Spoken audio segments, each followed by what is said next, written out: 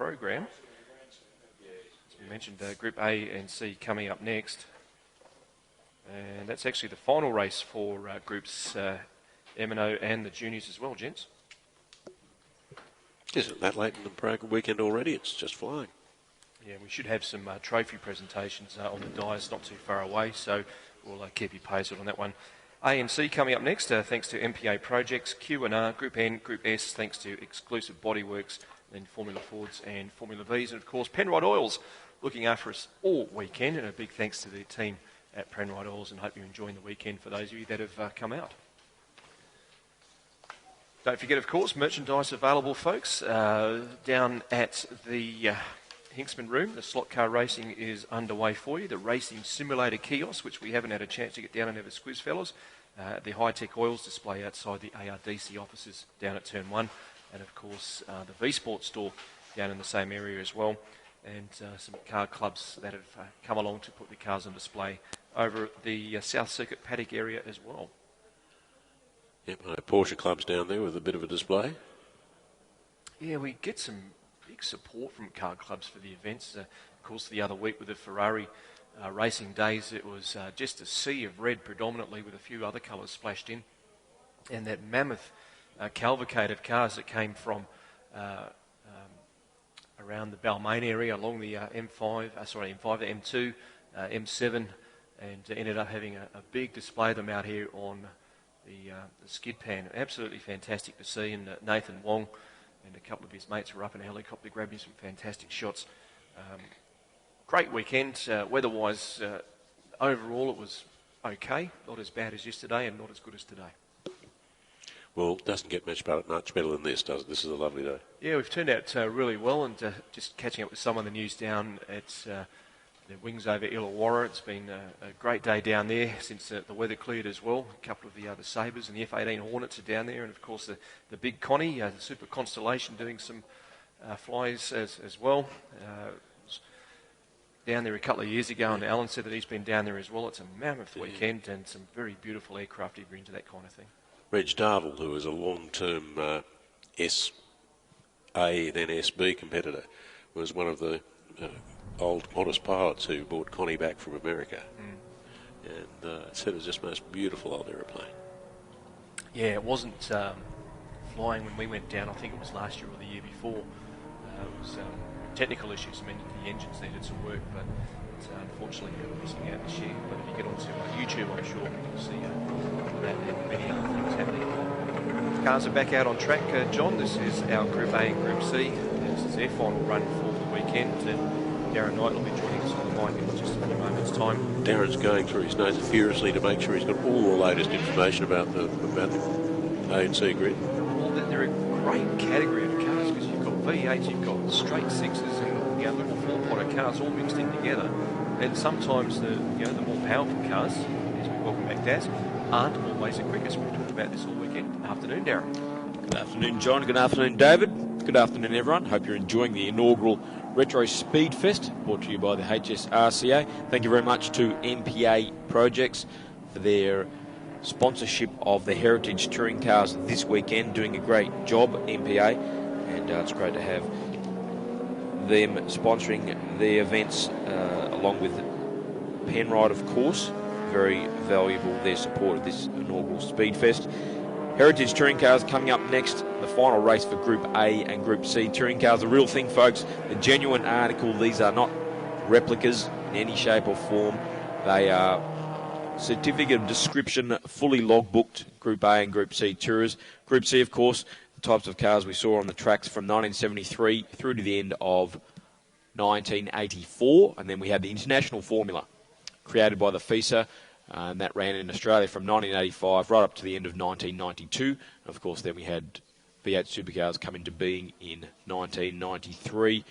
Good victory this morning to Kerry McMahon in the ex-Gibson Motorsport number 18 Nissan Skyline. That's a HR31 model, the six-cylinder turbo. Took over from the diminutive DR30, the four-cylinder model. David? Just on this, mate, we've got a great field of cars as we've seen this weekend, but there were so many more that raced in the periods we've been talking about. Where are they all? They are coming every time, just about every time we come out to the tracks, another new car appears for the first time. I think Paul Axiak might be making his first appearance here on home soil. He debuted the car at the Phillip Island Classic. Made all black Commodore towards the end of the field there, the ex-Tony Mulvihill machine. So good to see more and more cars coming out onto the circuit each time we race. So rolling start, folks, as they did in the period in Europe. So a new thing the last couple of years in Australia, but definitely a part of the period action in Europe. So McMahon and Bill Pye and the ex-Dick Johnson Racing Mustang will lead the field away, waiting for the lights to go out. And we're away. A good start from Frank Binding in the Falcon. The Army Reserve machine, no missing that car with that distinctive camouflage colour scheme into turn one for the first time. McMahon has the jump on the BMW of Bill Cutler. Unfortunately, we're missing David Toe. Blew a head gasket in the race this morning, so David is not out there. So Bill Cutler will be flying the BMW flag in the number 46 machine, the ex-Schnitzer Racing Bimmer. And a turnaround as well, Daz, at turn two. Yeah, Lindsay Woolard has rotated, or perhaps got a push, we're not sure. But touched. Jamie McDonald was caught up in that, as well as George Nittis in the Turbo Sierra. Hopefully they'll all get back together again. A little bit of a brake lock up there from Bill Cutler in the BMW, battling the big Falcon of Frank Binding. Red Miss well and truly has descended on this one, and it was George Nittis that turned around that Commodore, unfortunately, Daz, but I think he might have been blindsided by some traffic either side of him. Back around to turn 5, turn 6, they are heading up towards, as we see McMahon leading the field, but only just ahead of Binding, who's got the Falcon well and truly turned up this weekend, mate. I haven't seen this car so rapid for ages. He might have just actually pinched the lead. Frank Binding into the lead, Kerry McMahon back to second. He has Bill Cutler right on his tail as well in the BMW, and keep an eye on Bill Pye in that bright green Ford Mustang, the 302 under the bonnet. John Douglas having a very strong run too, and the little RX-7 as well. Managed to get themselves all cleaned up around the back end of the track. Kerry McMahon, even though he won the race this morning, is still having that intermittent miss. So it was a missing Nissan, as he described it yesterday. Plagued his efforts yesterday. So he's still not being able to use the full rev range, and obviously we're seeing a result of that here with Frank Binding getting into the lead. Now McMahon start to put the pressure on our race leader. So the Nissan back into the lead. Bill Pye now up to third in the Mustang, Cutler fourth. Pye momentarily having a look on the inside of Frank Binding going down into turn 1. Didn't have the speed to carry it off, so he's moved in behind him, and some smoke coming out the end of that Axiak Commodore, Darren, heading down into turn 1. Bill Pye putting a run on Frank Binding, so the Mustang that took over the Ford flag from the Falcon, of course, with the introduction of Group A. So Bill Pye up into second, Frank Binding back to third. Keep an eye on what happens to the Axiak car if he decides to retire that, depending on what his control dials are telling him on the inside of his car. Back around to the front end of the field as we see McMahon making his way through, leading the field out of turn 4 and 5. And Axiak car was whatever it was, the smoke's disappeared. No, comes back in. Bill Cutler putting the pressure on Frank Binding in that battle for third. Anthony Compton coming through now on Norm Mogg. So traditional Group A battle there between the Sierra and the HRT Walkinshaw Commodore number 7 of Norm Mogg. There was no mechanical defect with the Compton machine. Somebody locked up in front of him, and he in turn hit the brakes, and that's why we saw him rotate the Sierra in the race this morning. But he's certainly coming under attack now from Douglas in the RX-7 as Kerry McMahon drops a couple of wheels out onto the grass, and that's allowed the Mustang of Bill Pye to really close in on the turbocharged Nissan. Yeah, the 17 Mustang looking fairly rapid at the moment. Frank Binding was an absolute blinder in the first lap, and as you mentioned, Daz, has fallen back in the clutches of Cutler. That BMW now filling his rear vision mirror quite considerably. Sierra, Seaton-looked Sierra coming up behind Norman and passing Norman Mogg, coming down into turn number 1, so that's a change of routine for him. Compton having his first run on the car this weekend, previously ran a Group S Porsche, so doing a really good job in that bright blue Sierra, the ex-PJ machine built by Glenn Seaton Racing. Still we see this great battle between Cutler and Frank Binding in the Falcon. Yeah, nice to see, of course, a year or two ago, the Red Bull team painting one of their Commodores camouflage colours when they were up at Townsville, the one of the home bases for the Army, as we see Axiac finally bringing that number 29 car into pit lane. Had a fair bit of smoke coming out of it a little while ago. Greg Keem in the Escort and Michael Lojudis in the Magi Flavour Gemini. God, they were horrible adverts. Fantastic ad. So good to see the little Isuzu coupe having a good battle there with Greg Keem. Justin Matthews is also having a good run too in the little Escort. He's up into 11th outright, the number 45, the ex-Bob Holden racing machine. We saw some great battles between the smaller cars in race 1 this morning. David Patterson was right in the middle of that too in the little Sprinter. Big thanks to Cam Addison from Steve Axis's pit crew. He borrowed an alternator off Cameron off his road car, went home yesterday and insisted on helping David fit the car to his race car. So that's great work from Group C and Group A fraternity.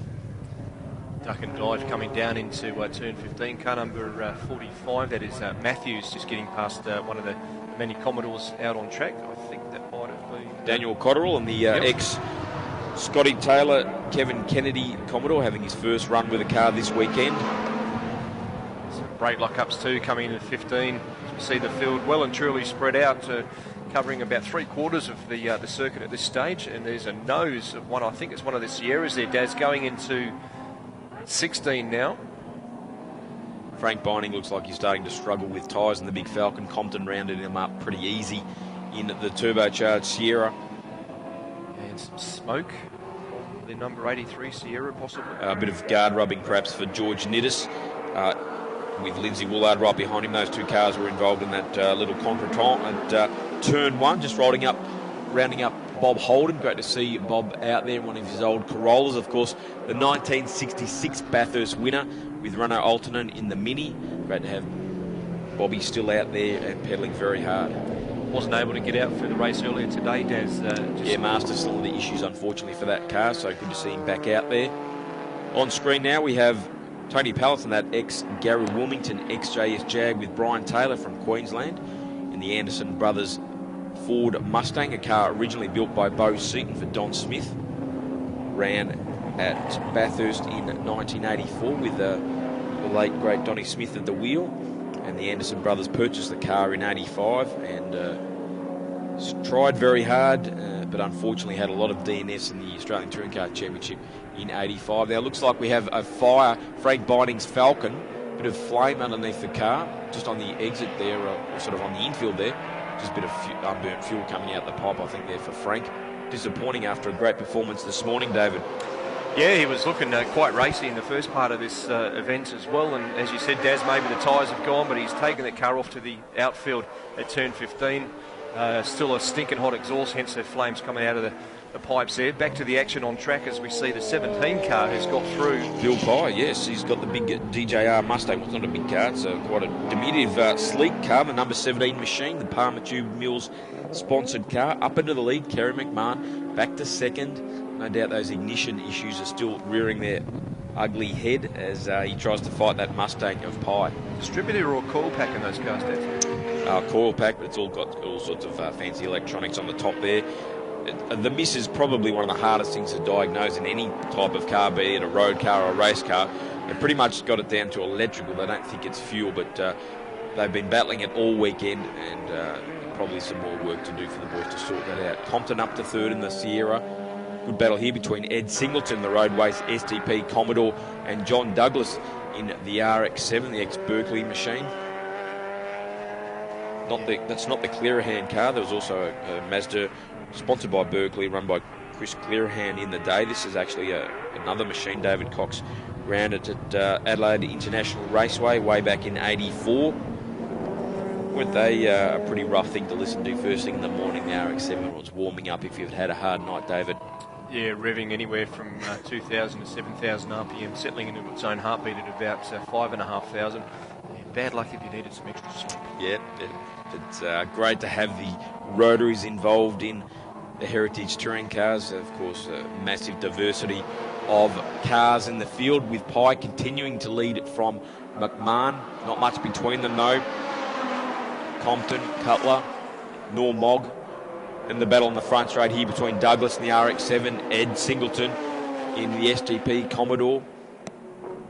Yeah, he's just backed off from the anchors a little bit as we have a look at this battle between the smaller cars, the Isuzu Gemini and the Ford RS200 Escort. A great little rally car, and certainly held their own when it came to road racing as well, Darren. Certainly did, yes. The RS2000 really was a very popular motor car amongst the smaller class cars. And of course, very good rally car you mentioned, Colin Bond, and the late great John Dawson Damer we were talking about earlier. He was a championship navigator for Bondi back in the days when he was rampaging through the forest. Yeah, Colin Bond coming into HDT in the late 60s, and it was because of his rally experience rather than outright racing. So McMahon now right on the tail of our race leader, Bill Pye, in the Mustang. Down into 15 they come.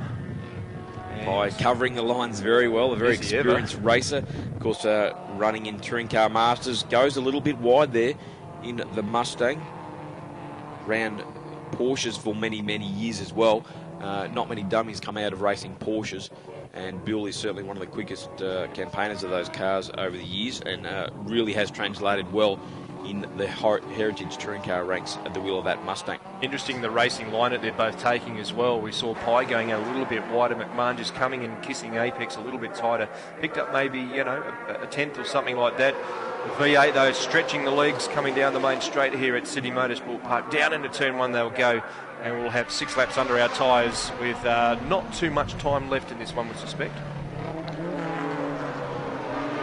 That Mustang on the screen we saw was the first Mustang for Dick Johnson Racing after the Falcons were retired at the end of 84 with the demise of Group C. Car originally built by Zach Speed in Germany. Dick went on to build a couple of more Mustangs. The Mustang unfortunately didn't really have a lot of help from Ford in regards to homologation, which is why Zach Speed in Germany got involved in getting parts built for it. So they had a really strange attitude to touring car racing back in the day, worldwide really. Ford, they had to really, the campaigners who thought this will make a good race car, had a lot of work to get Ford to get off their backsides and get parts homologated for the car. So it didn't really get all the development it deserved. And I think when Dick was racing the car first up, he was saying, the old classic one-liners, wouldn't pull the skin off a rice pudding, had less than 300 horsepower, if you can believe it, when he first started running the car. So certainly quite a lot of speed to come from the Mustang. Just watching Norm Mulberger double tap of the brakes as he gets himself settled into one of the turns. Justin Matthews coming to the pits, unfortunately, in the little Escort after a very strong run. Oh, look at 15. We've got a battle here. This is Mulg, Douglas and Singleton. Head-on shot looking down towards 15 from 16 as they make the right-hander there. Mulg just stretching the legs of the V8 a little bit more. I'll tell you what, Singleton has grasped hold of the back end of that Mazda and has not let him go. He is hanging on. Bill Pye is still the fastest man on the circuit, a 1:44.47. That 4/10ths quicker than the man in second place, Kerry McMahon in the Nissan. Singleton and Douglas side by side once again in turn one. Look at the way that Singleton really eats up the Mazda on the front straight going into turn one, but once they get into the twisty stuff, the nimble Mazda really comes into its own, Dave. Yeah, just love the flares on that RX-7 too, Daz. Makes the car about twice as wide as it would normally be.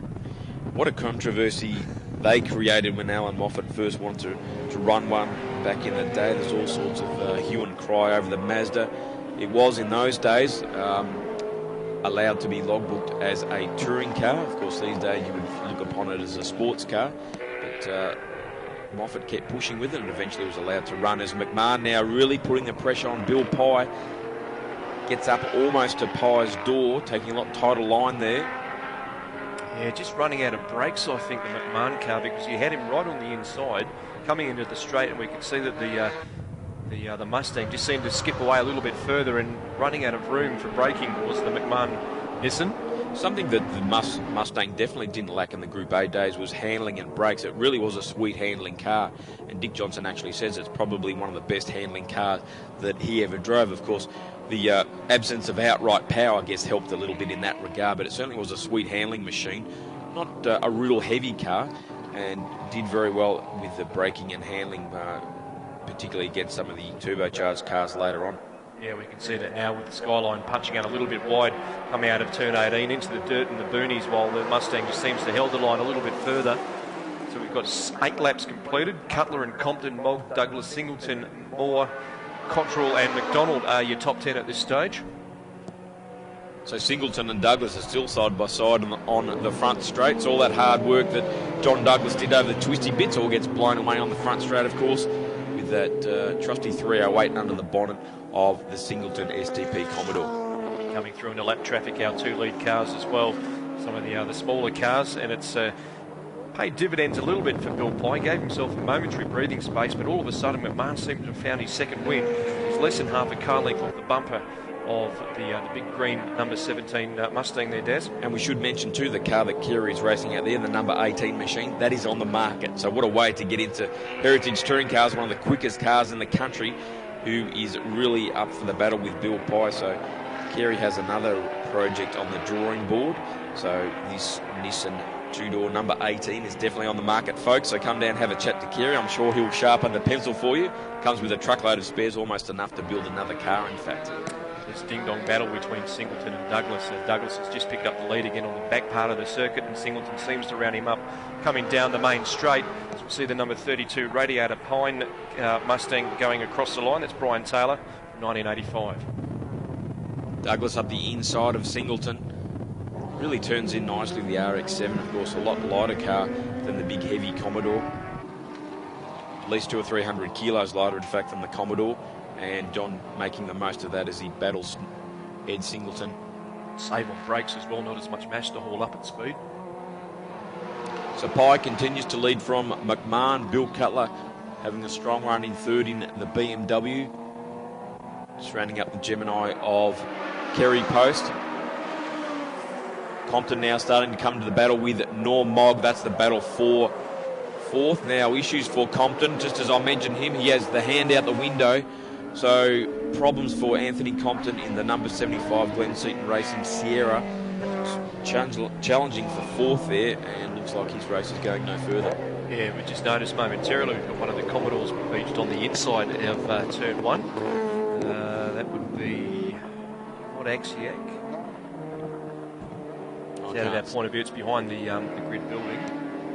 Good X-ray vision or something, Dave. I can't see it. Momentarily on the monitor, Daz, so okay. Only just picked it up. Might have been, it's not Nittis, he's in the 83 Sierra. Looking who else could be out there. Matthews, no. Is it an Escort? We'll have to wait and see. Meanwhile, Kerry McMahon really putting the pressure on Bill Pye as they come up to the hairpin. Not many laps left now for the Heritage Touring Cars. Bill Pye sticking to the inside line there. He's not giving McMahon a sniff at all. That little Windsor working very hard under the bonnet of the number 17 Mustang. See who that is next time they go through. We've got a great battle at the top end of the field, and I don't think it's going to be a declared winner just yet for Bill Pye, because the way that McMahon's been squirreling his Nissan behind him as he goes to the centre, has a look down the main part of the track, knows he's got some lap traffic to contend with. We've got a last lap board out now. Just rounding up Bobby Holden in the front-wheel drive Corolla, the Group A machine. So Pye really made the most of the entry onto the front straight, which you have to do, otherwise you'll lose out by the time you get to the bottom. So, right there's that car. Did you pick it up, Charles? Didn't see the number, no? We know it's a Commodore. Just can't figure out which one it is. Still that battle going on between Douglas and Singleton. That's the battle for fifth place. Norm Mogg is now clear in fourth after the unfortunate demise of Compton in the Sierra. McMahon now putting the pressure on Pye and goes through into the lead. So the Nissan leads on this last lap. Goes a little bit wide, so Pye's right back on his tail. You open the door and it's a great advantage when you can take it. See the cars running out wide, heading out on the back part of the circuit there, using the new concrete standings as they come out of turn 5 around behind turn 6 towards the new complex. Marked off with the witches' hats to say no, you don't go this way. Wheel on the dirt there for Kerry McMahon, so he's definitely driving with one eye on the rear vision mirror there with Bill Pye in the Mustang. A couple of car lengths lead now in front for McMahon. That will be very handy by the time he gets to the front straight. Well, as you said, Daz, the car's up for sale, and what a great way to showcase it. Hey, I've got a win or two.